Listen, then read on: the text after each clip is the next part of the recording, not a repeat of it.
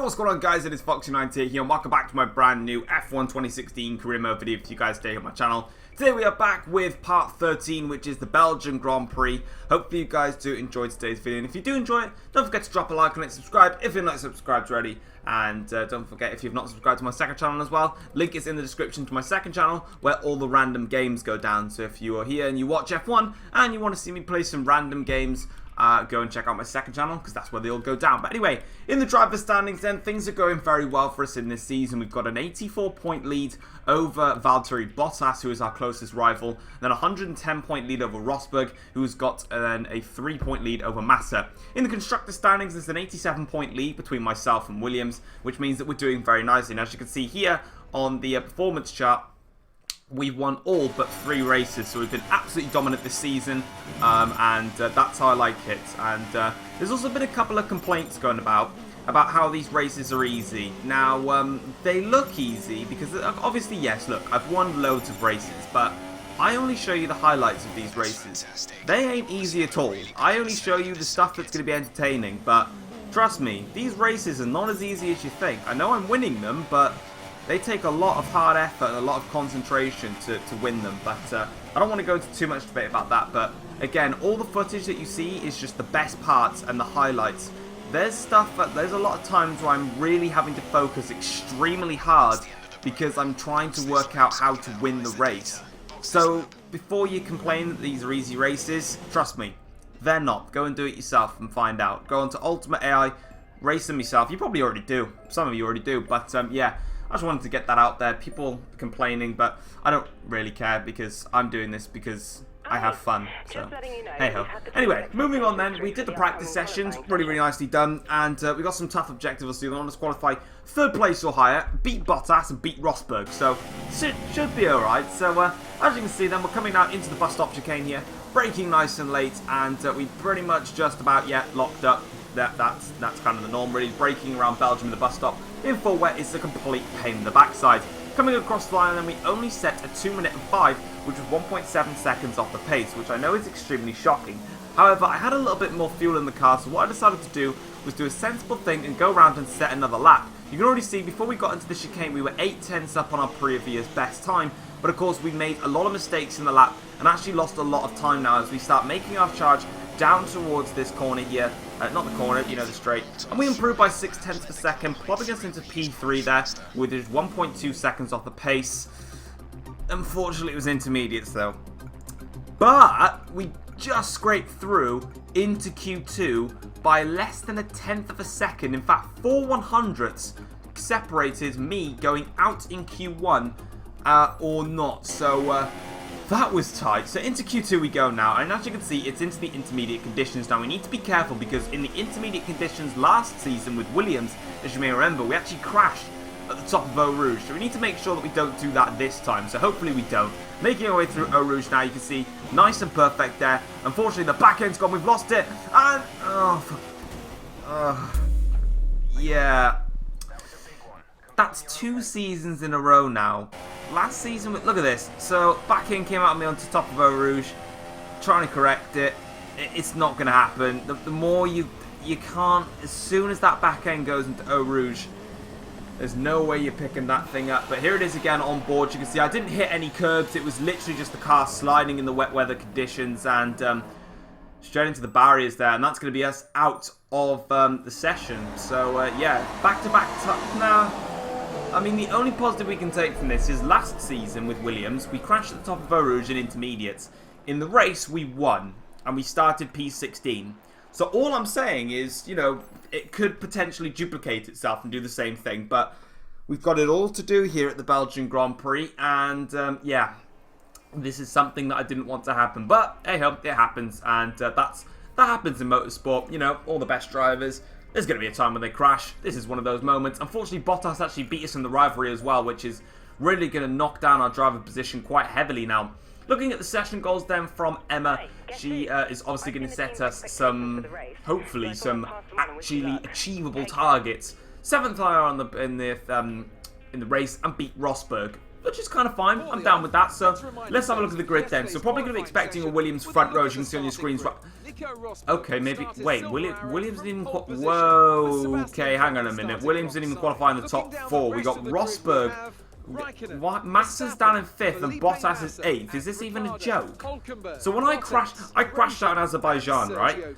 Bottas and Massa start 9th and 10th. I crashed out here, and now they start 5th and 8th. Every time I then actually get through into qualifying 3, they're on pole. How does that make sense? Because I don't get how that makes sense. Do they take like the Q2 times or something and just leave it at that? I don't even know. But anyway, we're here now for what is going to be hopefully an exciting Belgian Grand Prix. I'm going to get on with it then. So having a look at the race strategy then, the team want me to do a very simple one-stop strategy, starting on the soft tyres and moving on to the mediums. And this was going to be my strategy even if I didn't crash out. Because of course we would have qualified on the intermediates in Q2, and I wanted to do the simple one-stop, as at the end of the day I'd have track position and have to make one less pit stop in the race. And as you can see then, onto the formation lap, going to just get in front of every single car so I can see what's going on. And apparently, I've now been kicked out the formation lap for crashing into Gutierrez. Despite the fact I didn't even touch Gutierrez, but for some reason we're now out of qualifying, which is a bit depressing. Not out of qualifying, the formation lap, and I'm just going to have to park myself up here. I'm not allowed to warm up my tyres. Pretty depressing times. Moving on from that though, we are on the grid here for the Belgian Grand Prix. We've got 4 and 5 red lights here, and it is lights out the way we go for the Belgian Grand Prix. It's been a decent start from us actually. Could have been a bit quicker actually, but we got past Danny Fiat, who's a little bit soft for line, and he's given us the inside line into La Source. I'm going to go diving down into there. Oh, and look at that. That's Valtteri Bottas there, my title rival, the one that started way further up the grid than I did. Oh yeah, right behind him now, so that's kind of useful for myself.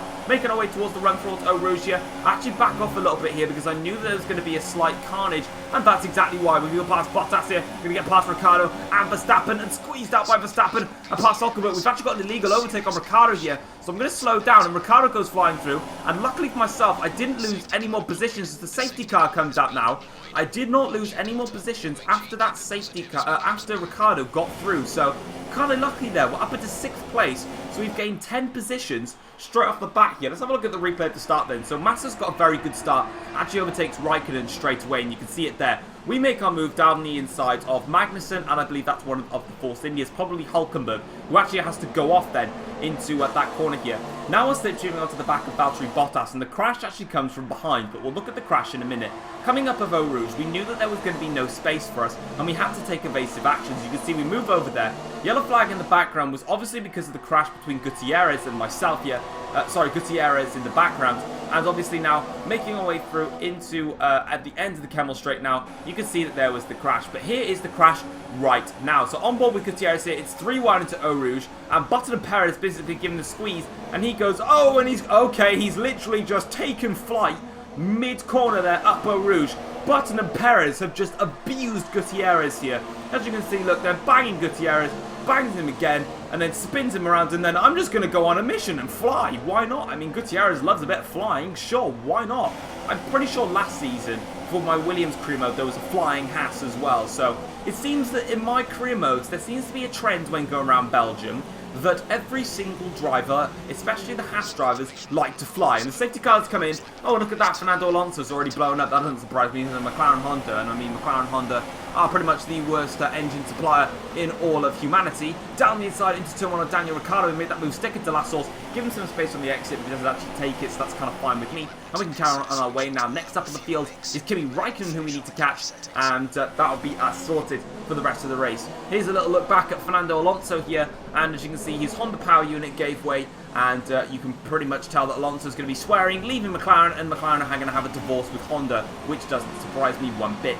Moving on to lap 5 of the Grand Prix, Felipe Massa, you can see, is coming to the pits there because he started on the super soft tyres. However, me, Vettel, Raikkonen and Rosberg, the top 4 now, in other words, a Ferrari versus Mercedes battle, have not actually started on the super soft tyres. Only the Williams team, actually, that I could have seen, started on super soft tyres, which means they're doing a 2-stop strategy, which means that we are now going to be skipping a pit stop compared to Williams. We just need to get the gap down and build it upon ourselves. You can see we've got a tremendous run out of Eau Rouge. This is going to be a very easy move on Raikkonen, swoop to the right-hand side of the circuit, get straight past Kimi, and you can already see that we are halfway down the straight before he even gets to us. As we make our way into the middle sector now, purple in the first sector, obviously, as we've got the slipstream there from Kimi. But the biggest problem I actually had around this track was the middle sector. I was quick in the first sector. Obviously, I was always purple. Even in the practice sessions and in qualifying, I was purple in the first sector. In the middle sector, however, though, I was a good half a second down on the AIs. That's a lot. And it meant that my time that I was gaining in the first and third sector was being completely wiped out by this middle sector. Now, it's probably because of my setup. I mean, all my setups are pretty much run in time trial, so that kind of shows why. But I only run these setups that are used in time trial because I just feel like I just get so much grip in the corners, a lot less understeer. But as you can see, we're still 6/10 up on our best lap in our best second sector. But of course, it's not exactly that fast, which means we're going to have to try and sort out a way to basically counter that. And the only really way to counter that is just to go quicker in the sectors that I'm quicker at and just try everything I can. However, what we can see though is the gap between me and Vettel is closed very, very quickly.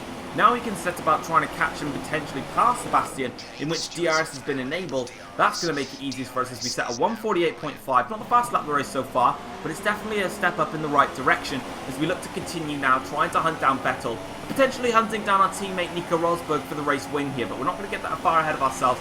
As we look to attack Vettel now, coming up Eau Rouge, we get a much better run than Sebastian, just like we always have here. Coming through against Sebastian now, we're going to go to the left-hand side of the circuit. He gives us a very tight squeeze there onto the grass there. Sebastian shoves us, so he definitely was getting a bit feisty there, and we managed to get past Sebastian with fine ease there, and that is us up into second place now and behind Nico Rosberg, who is 2.6 seconds up the road as we look to continue our journey, our fight back in this Belgian Grand Prix. On to lap 9 of the Grand Prix now, and Sebastian is still keeping in touch with us, and we're just about keeping in touch with Nico. It's about 3.5 seconds now. So we're getting close towards our pit window, but Sebastian looks like he's going to have a run us here, and he's actually going to go for it here. So Sebastian is going to have a look here as we come towards the pit line now, and Sebastian's taking us out. Oh my, Sebastian's just taking us out. Vettel's just hit us off. Oh, you've got to be kidding me. Sebastian's got a run on us here. And then coming towards this corner, he's just gone straight into the side of us, and we've gone straight into the wall, and that's us out of the race. Sebastian here coming in and having a look at it now. He's turned into us. I mean, I was waiting to go through Blanchimont, and he's just turned in us, and that's our race over with. You've got to be kidding me. That's one of the worst races I think I've ever had. And I mean, the qualifying, completely my fault. I lost the back end into Eau Rouge. No way I could correct it. That was I don't know what Vettel's doing. He turned into the corner so early. I mean, what was he thinking? I mean, you can let me know in the comment section down below, because you can watch this a million times. I gave Vettel all the room he needed. He did not need to turn into my path when the corner wasn't even there. That's the problem. The corner wasn't there, and it looked like I was turning towards Sebastian, but Seb had already clipped the rear of my car. I couldn't turn to the left, so I knew that we were going spinning off, and we've gone straight into the wall and crashed out, and yeah, that's our race over with. Felipe Massa came through and managed to win the race for Williams, so it seemed that the two-stop strategy actually did work for Williams in the end of the day. Nico Rosberg comes home and takes second place. Valtteri Bottas takes home third. So as you can see then, there is the full classification. Massa wins, Rosberg second, Bottas in third. And there's this DNFing from the race. I'm actually gutted about that, I really am. And Vettel actually scored points. I don't get that. Sebastian Vettel literally molested us and scores points. I don't get how that makes sense. I don't know, but anyway, having a look at the driver's standings, the gap has been reduced down to 69 points, and the gap in the constructor's standings is down to 65 points. It's a race to forget for us really today. It's all gone wrong really. We didn't have a good qualifying. We were making a stunning comeback in the race. You know, I was projecting about 4th place maybe, and in the driver position we'd gone down to 6 points now out of 10. So really, really poor there, but we made a good comeback, and then unfortunately Sebastian just decided that my comeback was not necessary and literally just took us out into the wall, but we can't complain about it anymore. But if you guys have enjoyed this video, don't forget to drop a like and subscribe if you're new around here as well. And for the Italian Grand Prix, I got a bit angry and I decided, stuff it, let's chuck an engine upgrade on, let's make this Merc even more powerful. Let's get some revenge in Italy. I'll see you guys then, when hopefully I can strike back.